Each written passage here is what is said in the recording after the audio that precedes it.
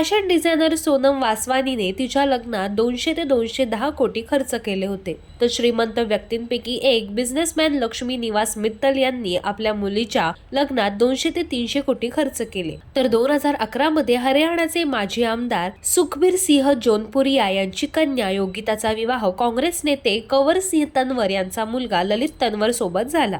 यावेळी 230 ते 250 कोटी एवढा खर्च झाला. तर जनार्दन रेड्डी यांची मुलगी ब्राह्मणी यांचा विवाह हैदराबाद येथील उद्योगपती राजीव रेड्डी यांच्याशी झाला होता. या शाही लग्नात 500 ते 510 कोटी रुपये खर्च करण्यात आले होते. तर सहारा परिवाराचे अध्यक्ष सुब्रत रॉय यांनी त्यांच्या दोन्ही मुलांचं एकाच दिवशी लग्न केलं.